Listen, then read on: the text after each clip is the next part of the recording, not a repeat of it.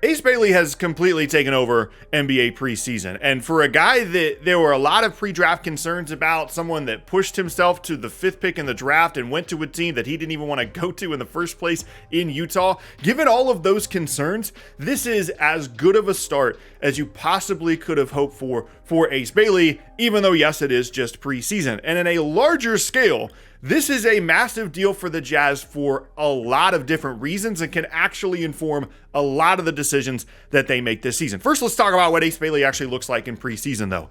All of the stuff that you would want to translate for Ace Bailey from his draft profile to his first couple of preseason games has all been there. The entire concept around Ace Bailey as a prospect was, this is your wing scorer for the next 10 years. He can make all the tough shots. He can make mid-range. He can shoot well from 3. He can hit pull-up threes. He's big, so he can work on some of the mid-post stuff. And he needs to work on his shot creation. He needs to work on creating space. He needs to work on his handle, getting to the rim. But as a shot maker at 6'8", 6'9", this is everything you could possibly want from a wing. And all of that stuff has translated. All the positives, the shot making, all of that has been there. And he's done it in a way that feels sustainable. He's not doing the typical, I'm one of the top draft picks, I'm going to dribble the ball a bunch and try and create stuff. He's doing it off the ball. He's doing it coming off of screens. He's doing it on catch and shoot stuff. And everything you'd want to see about Ace Bailey becoming a more complete NBA player has been there. Not only offensively, there's tons of defensive highlights as well. And I did not expect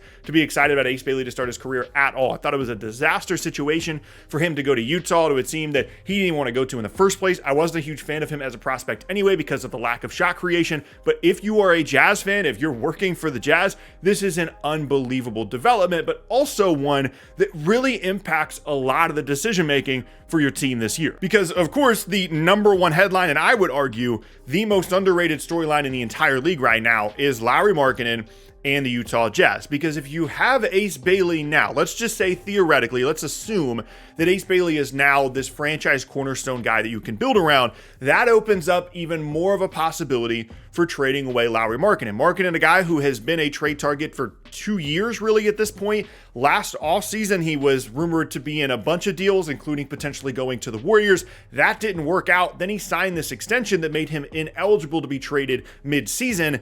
And people have just kind of forgotten about Markkanen as a trade target, but some of that interest has started to heat up, and that will only continue as we get, of course, into the season and towards the trade deadline. And if the Jazz wanted to, now this season would be a perfect time to trade away Lauri Markkanen for one very, very unfortunate reason.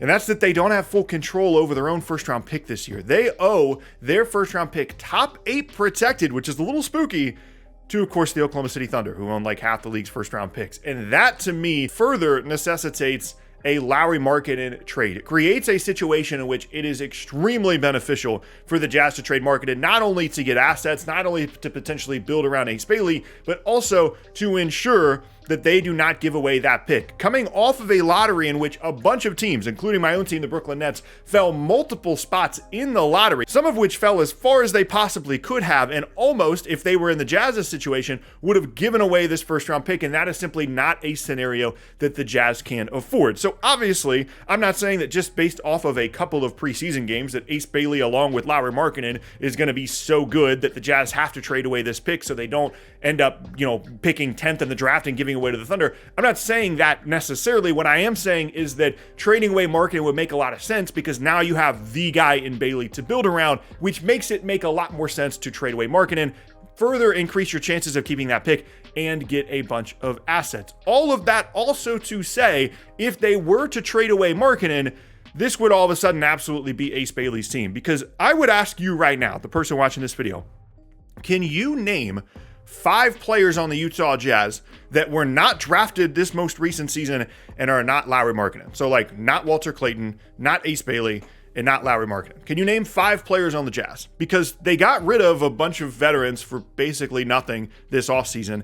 And now you're looking around thinking, okay, who's on the team? Walker Kessler, Isaiah Collier, Keontae George, Filipowski's out there. Like, I obviously name a bunch of guys in the Jazz, but this is my job. I think most people are understanding of the fact that the Jazz have probably the worst top to bottom roster in the entire league. And if they were to trade away Markkanen, that probably goes from absolutely the worst top to bottom roster in the entire league, which is an okay scenario to be in if you're trading away Lauri Markkanen and you have Ace Bailey at the center of all of this. But this development of Bailey as potentially the guy creates this domino effect for the rest of the league, where if the Jazz had full control of their first round pick and Ace Bailey was still just kind of this developmental piece for them, they could easily convince themselves that they could keep Markkanen. They've got him under contract. It's not a big deal. They don't have to trade him away for assets. They can kind of bring this group along slowly and then maybe contend for the play-in in a year or two. But if they want to take a longer form view, Lauri Markkanen suddenly being available to all of these contenders around the league in an extremely tough Western Conference, or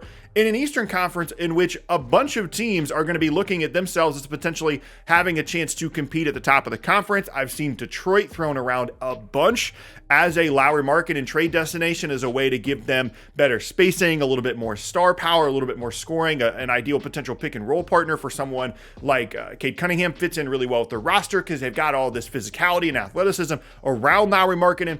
That creates an incredibly interesting situation where middle of the year, Lauri Markkanen suddenly available because the Jazz want to be bad, keep their top 8 pick, and they know they have a franchise cornerstone guy to replace Markkanen's role in that, in Ace Bailey. And if it was up to me, if I was in charge in Utah, I would absolutely trade Lauri Markkanen this season. He's a good player, but he's not someone that's going to really help you a bunch over the next couple of seasons. You don't want to be in a situation where you're adding 5 or 6 wins every year because Markkanen's on the team, but that means you're winning 26 games instead of 20. You're not getting as good a draft picks, and you're lowering what your potential return could be in exchange for Markkanen because you're waiting and waiting and waiting. He's getting older, potentially getting worse. I absolutely would do it, but I wouldn't do it right now because Markkanen has missed enough games over the last couple of seasons that his value certainly is lower now than it would have been coming off of one of those stronger seasons. So I would give him 30, 35 games. I'd play him a ton. I'd play him like 35, 38 minutes. Make sure he doesn't get hurt, but play him a ton, showcase him, let him put up 25 and 10 on 40% shooting from 3, and then trade him. I think that would be the best way to maximize his value. You get some picks, you get some core players, you have Ace Bailey, you've got a coach that you believe in Will Hardy, and then all of a sudden, you're off and running. You get to keep that top 8 protected pick, and all of this is being informed by potential development, and Ace Bailey potentially being that cornerstone, that foundational guy. If that doesn't happen, if he struggles to begin the year, it makes the calculation a little bit different because obviously you're not as worried about losing your pick, and also it's a really hard sell to the ownership group, fan base, whatever, to have nobody waiting in the wings as the guy you're building around and trade away Lauri Markkanen, because you're not really going to be getting like a cornerstone player